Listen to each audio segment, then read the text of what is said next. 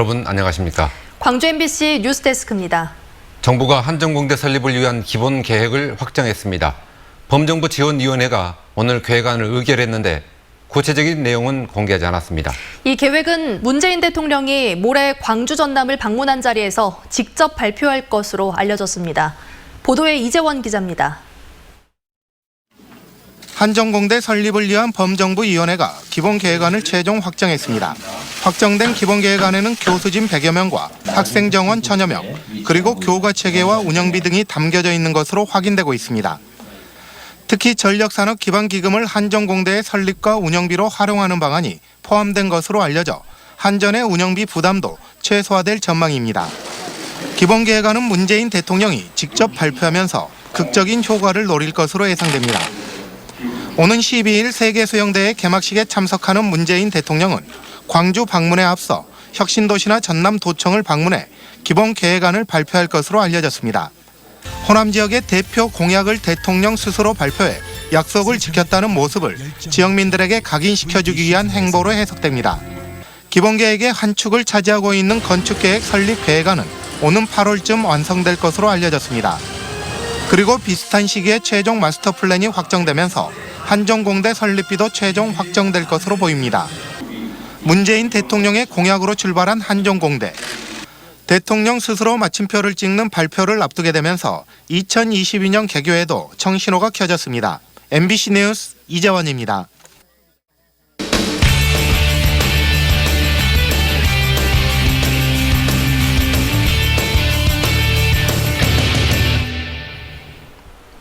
지금 이 시각 광주여대 다목적 체육관에서는 수영대 개회식 리허설이 비공개로 진행되고 있습니다. 최고의 볼거리로 꼽히는 개회식과 폐회식에는 광주의 평화정신과 남도의 문화예술을 담았다고 합니다. 송정근 기자입니다.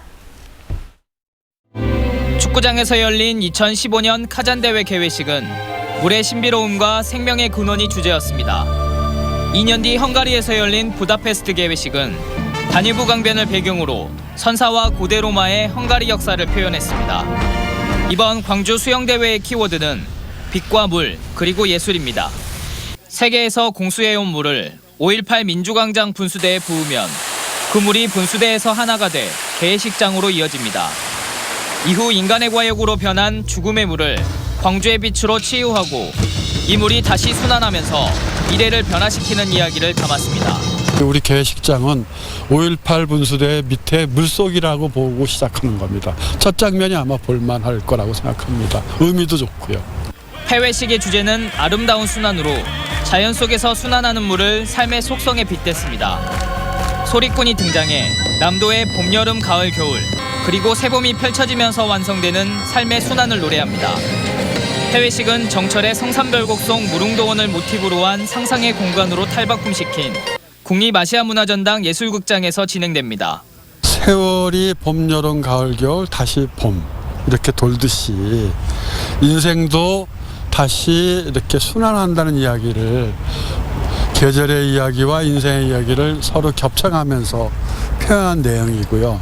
개폐회식에 광주 시민들과 지역 예술가들이 참여하는 만큼 시민들이 직접 광주를 세계에 알리는 기회가 될 것으로 보입니다. 한편 개회식 리허설은 비공개로 진행되고 있으며 개회식과 폐회식의 입장권 구매는 아직 가능합니다. MBC 뉴스 송정근입니다. 지구촌 수영축제 개막이 이틀 앞으로 다가왔습니다. 광주에서 열리는 세계적인 대회인 만큼 시민들도 축제를 즐겨야겠죠.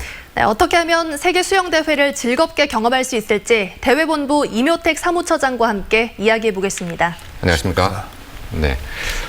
대회를 직접 가서 보려면 입장권이 있어야 할 텐데 네. 표가 아직 남아 있습니까? 네, 지금 현재 판매량 95% 판매량을 보이고 있고요. 네.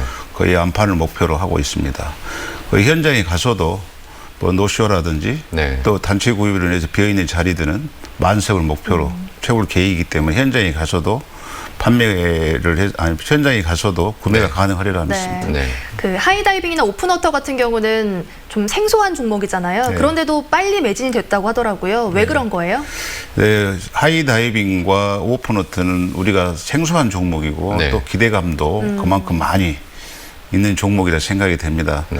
특히 하이다이빙은 무등산을 중심으로 그 27m 높이에서 뛰어내리는 종목이고요. 네. 시속 90km 속도로 6m 깊이 수조에 떨어지는 종목으로 상당히 그 현장에 가서 보게 되면 네. 박진감도 넘치고 선수들의 기술이라든지 네. 또 그 위험성이 있는 만큼의 변화무쌍한 기술력에 대한 어떤 그 관람은 충분히 하리라 믿습니다. 네. 그리고 오프로트 종목은 여수 앞바다를 중심으로 엑스포 안에서 하는데 네.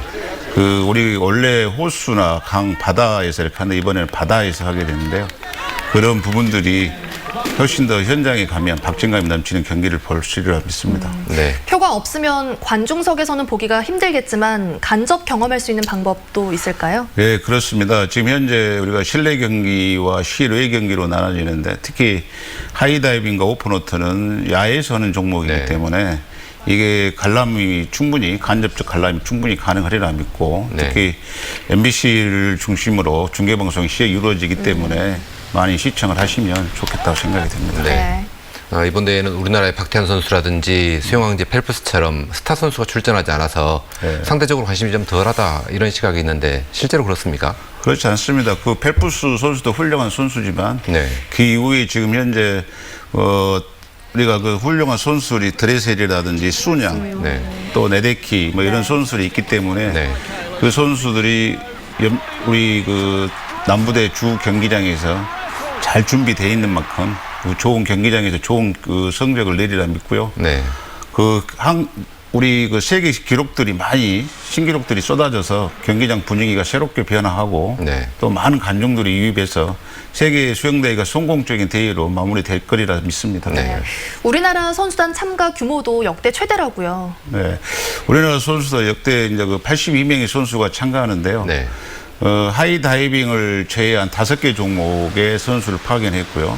특히 이제 수구와 오픈워터 경기는 한국이 그 개최국이다 보니까 네. 시드 배정을 받아서 처음 출전하는 종목이기 때문에 그 또한 기대감이 상당히 높게 지금 현재 판단하고 있습니다. 네. 알겠습니다. 모든 선수들 좋은 성적 응원하겠습니다. 고맙습니다. 네, 감사합니다. 세계 수영대회 선수촌의 최종삼 촌장은 선수들이 최상의 컨디션을 유지할 수 있도록 안락한 환경을 제공하겠다고 약속했습니다. 무엇보다도 선수들이 편안하고 안락하게 최고의 기록을 낼 수 있는 방안이 무엇인가 하는 것에 대해서 관심을 가지고 노력을 했습니다. 그러기 위해서 선수들의 편안함을 주는데 이 시설 문제도 시설 문제지만 또 음식 문제도 관심을 가지고 최 촌장은 전투기 소음 때문에 선수들이 휴식을 방해받지 않도록 야간 훈련과 새벽 훈련은 하지 않기로 공군과 협의했다고 밝혔고 북한 선수단의 대회 참가에 대비해서 충분한 숙소와 안전대책 등을 마련해뒀다고 말했습니다.